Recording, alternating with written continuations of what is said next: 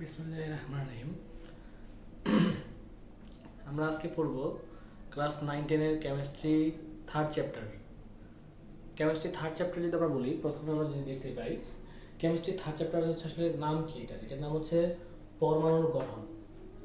আচ্ছা, পরমাণুর গঠন থেকে আমরা আসলে কিছু কিছু স্পেশাল টাইপ অফ কোশ্চেন আসে, যে কোশ্চেনগুলো পরীক্ষার জন্য খুবই ইম্পর্টেন্ট।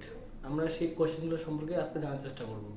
আচ্ছা, যদি আমরা দেখি তাহলে আমরা দেখতে পাবো, তোমরা হয়তো পড়ছো পরমাণুর মডেল পড়ছো, পরমাণুর মডেল। আচ্ছা, পরমাণুর মডেল বিভিন্ন বিজ্ঞানী বিভিন্ন ধরনের মতবাদ দিয়েছিলেন পরমাণুর মডেল সম্পর্কে। তার মধ্যে তোমাদের পাঠ্য বইয়ে দুটি মডেল সম্পর্কে ধারণা দেওয়া হয়েছে। একটা হচ্ছে রাদারফোর্ডের পরমাণু মডেল, একটা হচ্ছে বোর পরমাণু মডেল। তোমরা হয়তো পড়ে আসছো রাদারফোর্ড আর বোর সম্পর্কে। আমরা এখানে শুধুমাত্র বোর পরমাণু মডেল সম্পর্কে একটু জানবো।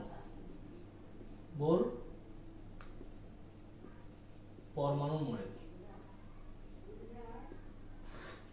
আচ্ছা, বোর পরমাণু মডেলটা সব থেকে বেশি ইম্পর্টেন্ট। এখন দেখি আমরা বোর পরমাণু মডেল থেকে কি কি প্রশ্ন হতে পারে। দেখো, এক নম্বর হচ্ছে বোর পরমাণু মডেল সম্পর্কে আমরা যদি বলি, প্রথমে আমরা শক্তি স্তর সম্পর্কে ধারণা দিতে পারছিলাম। তাহলে বোর পরমাণু মডেল প্রথমে কি সম্পর্কে ধারণা দিয়েছে? শক্তি স্তর। শক্তি স্তর মানে কোনগুলো? দেখো, এটা হচ্ছে নিউক্লিয়াস। দেখো, নিউক্লিয়াসকে কেন্দ্র করে অনেকগুলো বৃত্তাকার কক্ষপথ আছে। আমরা দেখতে পাচ্ছি নিউক্লিয়াসকে কেন্দ্র করে অনেকগুলো কি আছে? বৃত্তাকার কক্ষপথ আছে। এই বৃত্তাকার কক্ষপথগুলোর নাম হচ্ছে শক্তি স্তর অরবিট। এদের নাম আছে N1, N2, N3, N4, N3, N4। তাহলে এখন দেখো, যদি 1 হয় তাহলে এটাকে বলা হচ্ছে কে শক্তি স্তর, 2 হলে এটাকে বলা হচ্ছে কে L শক্তি স্তর, 3 হলে এটাকে বলা হয় M, এটাকে বলা হয় M। তাহলে আমরা দেখতে পাচ্ছি কে হলে n এর মান 1 হলে কে সেল বা কে শক্তি স্তর বলা হয়, 2 হলে এটাকে বলা হয় L সেল, 3 হলে এটাকে বলা হয় M সেল, আর 4 হলে এটাকে বলা হচ্ছে কি N সেল। এগুলো বলা হচ্ছে প্রধান শক্তি স্তর বা প্রধান কোয়ান্টাম সংখ্যা বলা হয়। আচ্ছা, এটা এক নাম্বার সম্পর্কে ধারণা দিচ্ছেন। নাম্বার 2 তিনি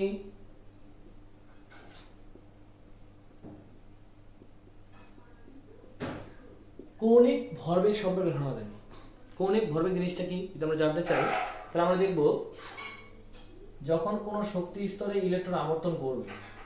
দেখো, যখন কোনো শক্তি স্তরে ইলেকট্রন ঘুরবে, অবশ্যই আমাদের ইলেকট্রনের ভর আছে, এবং যখন সে ঘুরবে অবশ্যই তার একটা বেগ থাকবে, এবং তার একটা কি ব্যাসার্ধ বরাবর সে ক্রিয়া করবে।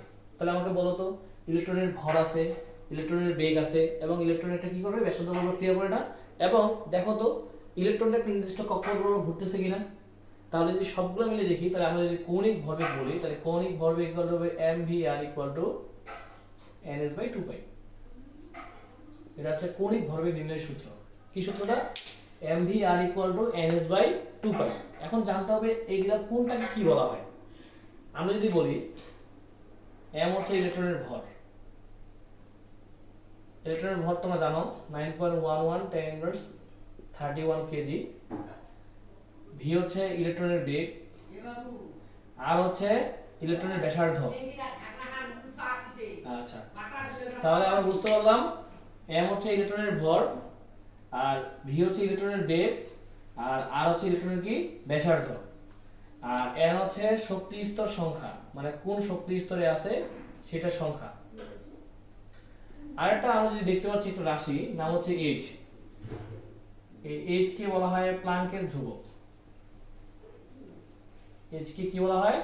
প্লাঙ্কের ধ্রুবক। এর মান আছে একটা ফিক্সড মান 6.626 10^34 জুল সেকেন্ড, বা তোমাদের বইয়ে যেটা দেওয়া আছে, বা দেখতে পারি আমরা KG metre square per second, তোমাদের বইয়ে এটা দেওয়া আছে। তাহলে আমরা এখান থেকে জানতে পারলাম কৌণিক ভরবেগ। কৌণিক ভরবেগ কোনটা?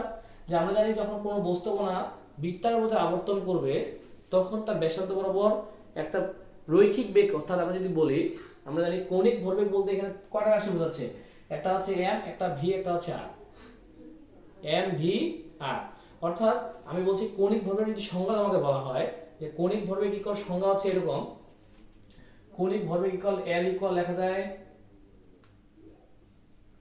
r cross p। এখান থেকে বোঝাচ্ছে কি পি কে বলা রৈখিক ভরবেগ। রৈখিক ভরবেগ ও ব্যাসার্ধ ভেক্টরের ক্রস গুণফলকে, রৈখিক ভরবেগ ও ব্যাসার্ধ ভেক্টরের ক্রস গুণফলকে বলা হয় কৌণিক ভরবেগ। তাহলে কৌণিক ভরবেগ কাকে বলে? কি বললাম? রৈখিক ভরবেগ ও ব্যাসার্ধ ভেক্টরের কোন গুণফলকে, ক্রস গুণফলকে বলা হয় কৌণিক ভরবেগ। আমরা জানি পি ইকুয়াল টু কি? আমরা জানি পি ইকুয়াল এমভি। তাহলে এখানে লেখা যায় এমভিআর। যদি বলি আমরা পি ইকুয়াল টু কি লেখা যায়? এমভি।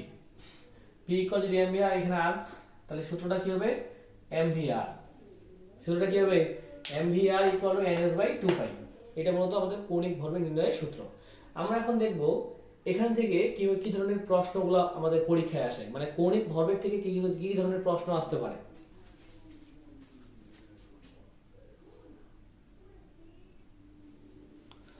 দেখো আমরা একটা প্রশ্ন দেখতে পাচ্ছি। প্রশ্নটা কি?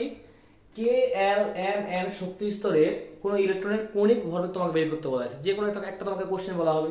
মনে করলাম তোমাকে বলা হয়েছে এম শক্তি স্তরের কৌণিক ভরবেগ কত। আমরা জানি এম মানে এম শক্তি স্তর মানে কত নম্বর শক্তি স্তর? এম এর ক্ষেত্রে আমরা জানি এন এর মান হচ্ছে 3 নম্বর শক্তি স্তর। আমরা একটু আগে দেখলাম যে কে হলে 1, এল হলে 2, এম হলে 3, এন হলে 4। তাহলে আমরা দেখতে পাচ্ছি এম শক্তি স্তরের ক্ষেত্রে এন এর মান হচ্ছে 3। আচ্ছা, কৌণিক ভরবেগ নির্ণয়ের সূত্র কি? mvr = ns/2π। তাহলে n এর মান 3, আমরা জানি h এর মান হচ্ছে 6.626 × 10⁻30 জুল সেকেন্ড। আচ্ছা, এখানে মান বসাই। n এর মান হচ্ছে কত? 3, h এর মান হচ্ছে 6.626 10⁻34 আর 2π। পাই মান কি বসাবো? তাহলে আমরা ক্যালকুলেশন করতে পারি 2π। আচ্ছা, এখন চাপবো 3 × 6.626 xp-34 ভাগ 2π।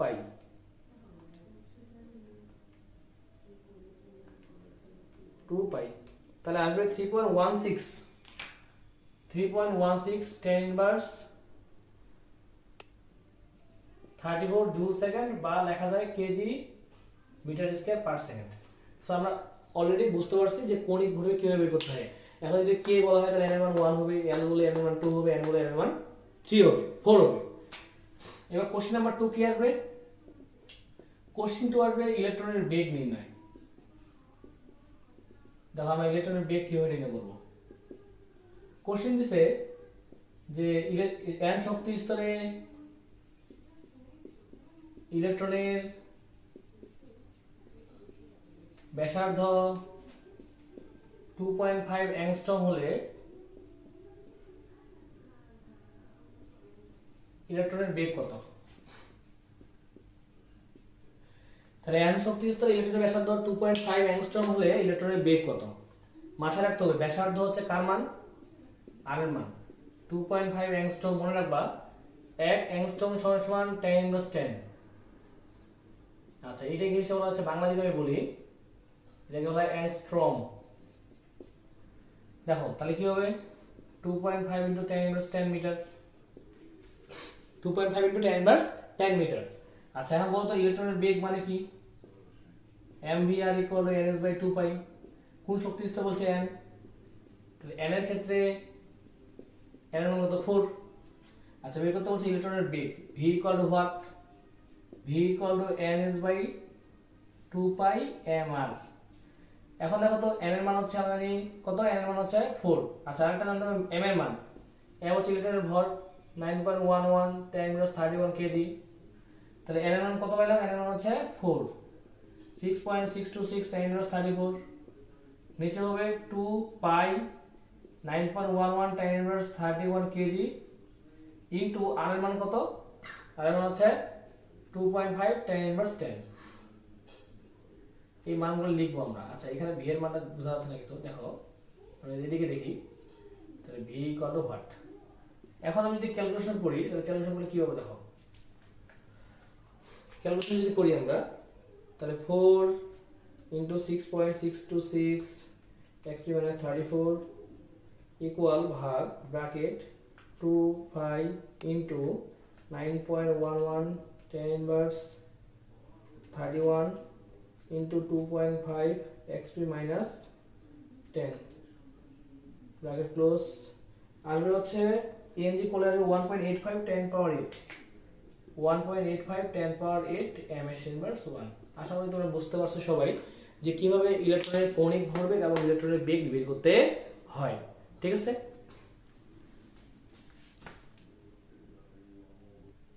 তাহলে আমরা এর আগে কি বললাম? আমরা বললাম একটা হচ্ছে তিনি শক্তি স্তর সম্পর্কে ধারণা দিয়েছিলেন, নাম্বার 2 বললাম কৌণিক ভরবেগ সম্পর্কে ধারণা দিয়েছিলেন, নাম্বার 3 করব এখন ইলেকট্রনের শক্তি। দেখো যখন কোনো ইলেকট্রন, এটা হচ্ছে নিম্ন n এর মান 1, এটা হচ্ছে n এর মান 2, যখন কোনো ইলেকট্রন নিম্ন থেকে উচ্চতে প্রবেশ করবে তখন শক্তি শোষণ করে। আবার যখন ইলেকট্রন উচ্চ থেকে নিম্নতে আসে তখন শক্তি কি করে? বিকিরণ করে। তোমরা জানো সবাই এটা। তোমরা যখন গাছে উঠতে যাও, খেয়াল করবা, যখন গাছে উঠতে যাবা তখন তোমাকে শক্তি প্রয়োগ করতে হয়, খুব কষ্ট হয়। আর যখন গাছ থেকে নামবা দেখবা ইজিলি নামা যায়। কিন্তু এর মানে বোঝাচ্ছে কি, যখন তুমি গাছে উঠতেছো তাহলে শক্তি শোষণ হচ্ছে না, আর যখন গাছ থেকে তুমি নামতেছো তখন শক্তি কি হচ্ছে? বিকিরণ হচ্ছে। তাহলে এই যে, আর যখন ইলেকট্রন নিচ শক্তি স্তরে থাকবে তখন শক্তির শোষণ বা বিকিরণ হয় না।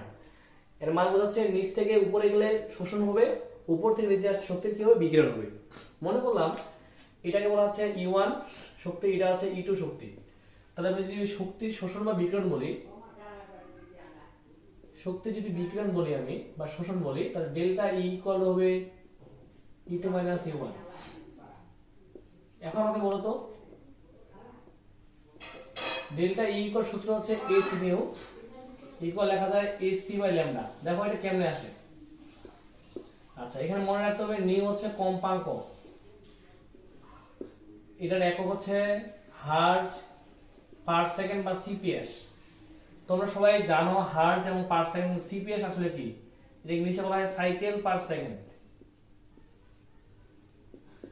সাইকেল পার সেকেন্ড মানে এক সেকেন্ডে একটা সাইকেলটা কি কতবার ঘুরতেছে সেটাই হচ্ছে আমরা বলবো সাইকেল পার সেকেন্ড, বা এটাকে বলা হচ্ছে কম্পাঙ্কের একটা একক। আচ্ছা, মনে রাখতে হবে সি হচ্ছে nu lambda, c by lambda equal to nu. Nu এর জায়গায় যদি আমরা সি বাই ল্যামডা বসাই তাহলে হবে কি এস সি বাই ল্যামডা। মাথায় রাখতে হবে সি হচ্ছে আলোর বেগ, 3 × 10⁸ m/s1, আর ল্যামডাকে বলা হয় তরঙ্গ দৈর্ঘ্য। তাহলে আমরা কি বুঝলাম? Delta E equal to h nu equal to ac by lambda. আমরা এটা দিয়ে এখন অঙ্ক করতে পারবো। দেখি আমরা এটা দিয়ে কি ধরনের অঙ্ক আসতে পারে। আচ্ছা, একটা কথা তোমাদের বলা হচ্ছে, সেটা হচ্ছে কি, তোমরা সবাই মনে জানো যখন শক্তির শোষণ এবং বিকিরণ ঘটবে, মাথায় রাখবা যখন শক্তি মানে যখন ইলেকট্রন উচ্চ শক্তি স্তর থেকে নিম্ন শক্তি স্তরে প্রবেশ করবে তখন যদি সেই বিকিরণ শক্তি যদি আমরা প্রিজমের মধ্যে দিয়ে প্রবেশ করি, এটা হচ্ছে প্রিজম, প্রবেশ করলে এখানে বর্ণালীর সৃষ্টি হবে। তাহলে বিকিরিত শক্তিকে যদি আমরা কি করি, যখন আমরা বিকিরিত শক্তিকে প্রিজমের মধ্যে প্রবেশ করাবো তখন কি সৃষ্টি হবে? বর্ণালীর সৃষ্টি হবে। এটা হচ্ছে বর্ণালী। বর্ণালী মানে হচ্ছে 7টা রং। বর্ণালী ইংলিশে বলা হচ্ছে স্পেকট্রাম। তাহলে বর্ণালী কোনটা? যখন ইলেকট্রন উচ্চ থেকে নিম্নতে প্রবেশ করবে তখন শক্তি বিকিরণ করবে। এই বিকিরিত শক্তিকে প্রিজমের মধ্যে প্রবেশ করালে কি সৃষ্টি হবে? বর্ণালীর সৃষ্টি হবে। কি সৃষ্টি হবে? বর্ণালী। বর্ণালী বলতে আমরা যেটা বলবো সেটা হচ্ছে বেনি, VIBGYOR।